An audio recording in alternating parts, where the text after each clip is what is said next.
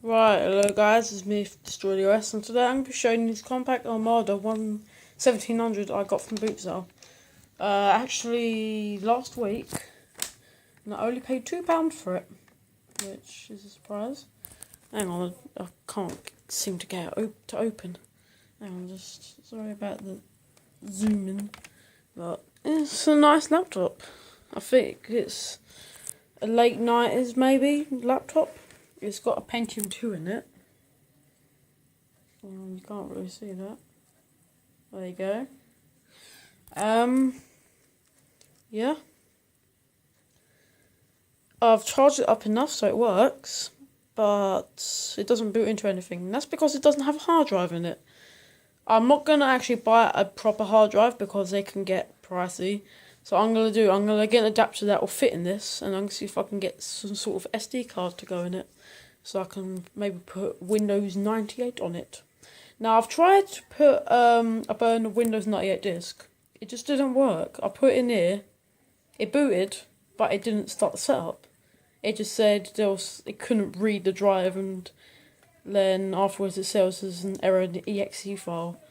I tried burning another disk and it done the exact same thing. So I have a funny feeling my actual Windows 98 image is corrupted. So I'm going to have to get another one. Right.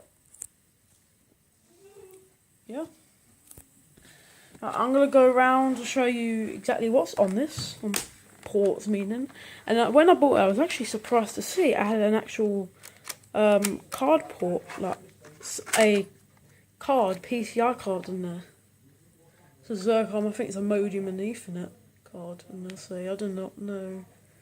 Right, what is that? Can you guys tell me what that is? It's a weird port. There's two modem ports, probably line in, line out. There's phone port, line in, and there's LAN, which is Ethernet. It hasn't got built-in modem, so nothing. And it's also, for the time, which is pretty surprising, got one USB port, but it doesn't supply enough power for it to actually do anything. Yeah, right, on the back we have a printer port, a serial port, an infrared, which was pretty common, but really crappy, VGA, and I think this is for a dock or something. And that's surprising right there, that's a power plug port. It's got a built-in power supply, which I did not know. So if it works, I got the... So that cable there, that goes in, that's normally for my laptop here, which is my main laptop now. And I can't get it, yeah.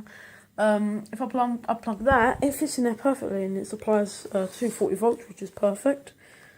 Yeah, it's got a lock on it, don't know which one's which, microphone and headphones, and there's volume rackets there. What is that hole for? I don't know, there's a hole there for something. I don't know. And at the front, a floppy drive, CD drive, just a CD drive, not DVD, not read and writable, just a CD drive, and the battery. Now, what's actually surprising is that, hang on, I'm going to take out this floppy drive. It's got a hinge there you pull down. There's the battery, right? As you can see, hang on, I'm going to open up the thing quick. As you can see, with the battery right there, turns on, right? Right, I'm going to take out the battery, and as you can see, I'm taking it out and it turned off. I'm going to take it out, nothing. Put it back in, works. See, it looks normal, doesn't it? But I did not notice this since a couple of days ago. It was on there. That's where the floppy drive was. But there's actually pins in there for batteries, so I have a funny feeling this has actually got a slot for 2 batteries. I've put that in there, it works. Yeah, so I'm going to put it back in there. And yeah, other things I couldn't also get to boot off of it. I put in MS-DOS setup discs in here, did not work. Put Windows 2000 installation, set up floppy disks in there, did not work. The only thing I could manage to get to work was the floppy disk, this. Now, you might think that the older ones would fail, and that's true. Oh, yeah, but it's not about that. the modern discs I have, you can actually read them on certain programs. But the disc I use, the disc image that I use for MS-DOS and Windows 2000, it actually read and can run the files. But this, the disc image on here, which I'll tell you in a minute, or I'll actually show you, it can't access it because it says it's corrupted. But it's a certain disc image that is made for the boot sector of floppies. Now you might think that this might be some sort of virus. Well, I'll give you that, it's correct, but it's not as if it's going to harm it. It hasn't got a hard drive, so I can just test it out. I'm going to put it in a floppy drive, and yeah, it actually boots. Nothing else boots off of it except for the Windows 98 disk in here, but it doesn't set up. So this is really the best thing I've got out of this, and I already noticed this about half an hour ago. Just watch. Oh, my lighting is terrible in here. Sorry about the lighting in here, don't worry. I'm going to take out a disc actually. Do it so just to show you it hasn't actually got a hard drive. You'll get an error saying non-system disk. No.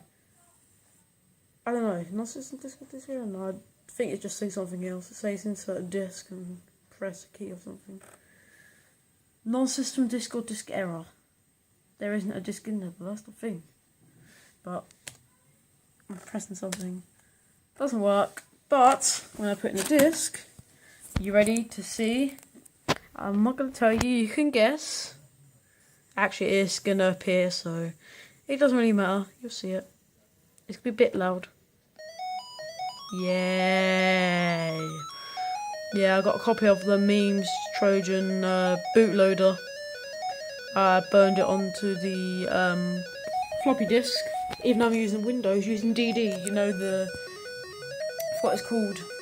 It's DD, I forgot what that stands for, but yeah, I use it to burn it onto the disk or write it. That's really the only thing I could get work. I just love that. Oh, let's look at reset switch. I'm just going to press that quickly because I don't want to hear that anymore. It's just really annoying. So yeah, I don't want it to become a really long video, so I'm going to end it here. So thank you guys for watching. I'll upload some more videos about this once I've got some more updates about it. Maybe I've got a hard drive or something special about it. Yeah, I'm going now. So thank you for watching. Please subscribe, like, comment if you have any questions about this or any suggestions, let's say, that I should do to this or for the channel in the future. So thank you guys for watching, and bye.